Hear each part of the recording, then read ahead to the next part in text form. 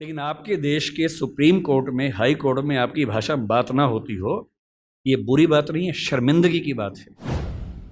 क्यों भारत का हर डॉक्टर, तमिलनाडु का डॉक्टर तमिल में क्यों ना बात करे पेशेंट के साथ? कर्नाटक का डॉक्टर कन्नड़ में बात करे, हिंदी का डॉक्टर हिंदी में बात करे और अंग्रेजी। पर जिस देश की आबादी में 2,70,000 लोग अंग्रेजी मातृभाषा वाले हों, उस देश का सुप्रीम कोर्ट सारे निर्णय अंग्रेजी में ही देगा। कि सुप्रीम कोर्ट में मधु लिमये नाम के व्यक्ति जिद करते हैं कि मैं हिंदी में अपनी बात रखूंगा, आप उनको परमिशन देने के बाद नकार देते हैं कि हमसे गलती हो गई, ऐसा नहीं कर सकते हैं। मेरे देश में, मेरे सुप्रीम कोर्ट में अपनी भाषा में आप बोल भी नहीं सकते।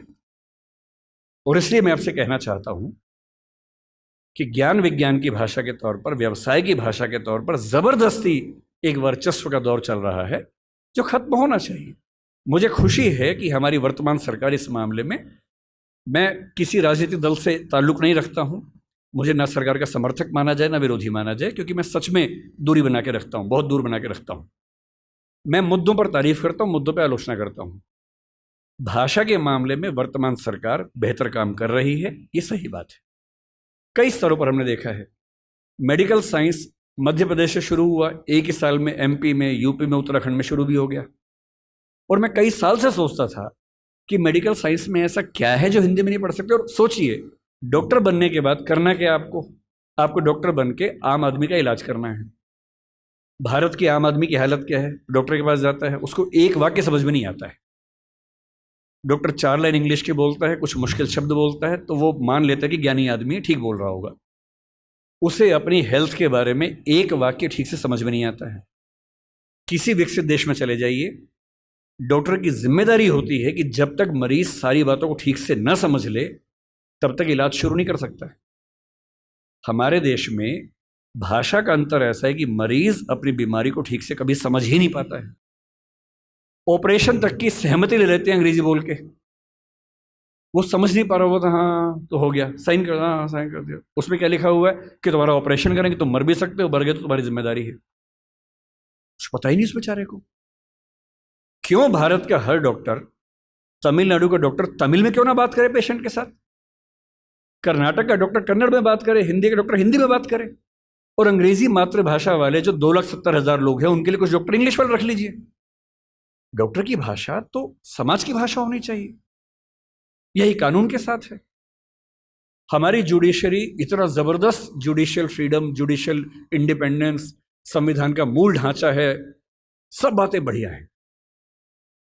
पर जिस देश की आबादी में 2,70,000 लोग अंग्रेजी मातृभाषा वाले हों, उस देश का सुप्रीम कोर्ट सारे निर्णय अंग्रेजी में ही देगा, ये कहाँ का लोकतंत्र है? यहाँ आपका जो जुडिशियल इंडिपेंडेंस है या जुडिशियल रिस्पॉन्सिबिलिटी है, वो कहाँ से ली जाती है उस समय? आपके सुप्रीम कोर्ट में मधु लिमये नाम के व्यक्ति जिद करते हैं कि मैं हिंदी में अपनी बात रखूंगा, आप उनको परमिशन देने के बाद नकार देते हैं कि हमसे गलती हो गई, ऐसा नहीं कर सकते हैं। मेरे देश में, मेरे सुप्रीम कोर्ट में अपनी भाषा में आप बोल भी नहीं सकते। आप 28 राज्यों में से केवल 4 राज्यों में हिंदी में हाई कोर्ट में बात करने की परमिशन देते हैं। पर लोकतंत्र का मतलब क्या होता है?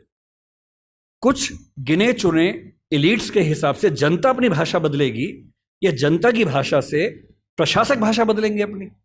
अगर लोकतंत्र है तो लोकतंत्र में जनता की भाषा ही केंद्र में होनी चाहिए, कोई और भाषा केंद्र में कैसे हो सकती है? पर हम लोग इतने आदी हो चुके हैं, हम स्लेव मेंटेलिटी के इतने अभ्यस्त हो चुके हैं कि हम ये प्रश्न कभी नहीं करते। हमारे सुप्रीम कोर्ट के चीफ जस्टिस या कोई जज हिंदी में क्यों नहीं बात कर पाते? और नहीं कर पाते, मैं फिर बार बार कह रहा हूँ, मामला सिर्फ हिंदी का नहीं। मेरी इच्छा है कि सुप्रीम कोर्ट के बहुत सारे जजेस में कुछ को तमिल ठीक से आती हो, कुछ को तेलुगु अच्छे से आती हो, कुछ को मराठी आती हो, कईयों को हिंदी आती हो। और बेंच का फैसला करते हुए ये भी एक पॉइंट ध्यान में रखा जाए कि मामला कहाँ का है और उस मामले में ऐसे जज को प्राथमिकता मिले जो उस भाषा को जानता हो, ताकि केस मेरा है, मुझे हिंदी आती है, मेरा वकील अंग्रेजी में कुछ कुछ बोला, जज ने कुछ कुछ बोला, फैसला हो गया, मुझे पता ही नहीं कि क्या हुआ, और इतने में पुलिस आगे मुझे ले गई और मैं परेशान हूं कि हुआ क्या। मेरे मामले के किसी प्रसंग में मेरी भूमिका ही नहीं है, क्योंकि सारी प्रक्रिया 2 ऐसे व्यक्तियों के बीच में चल रही है जिनके पास एक भाषा है जो मेरी भाषा नहीं है, जबकि मामला मेरा है, और कहने को लोकतंत्र है। ये लोकतंत्र नहीं है, ये भाषा के स्तर पर तानाशाही है, बुरी चीज़ है। और मैं जब भी ये बात कहता हूँ, बार बार कहता हूँ, ज्ञान की भाषा के तौर पर अंग्रेजी का सम्मान करना ज़रूरी है, क्योंकि रिसर्च आप उसके बिना नहीं कर पाएंगे। बहुत मामलों में सीखने की ज़रूरत है, उससे भी, जापानीज से भी, फ्रेंच से भी, सबसे सीखने की ज़रूरत है। लेकिन आपके देश के सुप्रीम कोर्ट में, हाई कोर्ट में आपकी भाषा में बात ना होती हो, ये बुरी बात नहीं है, शर्मिंदगी की बात है। हमें एक समाज के तौर पर शर्म आनी चाहिए, ये उससे कम बात नहीं है।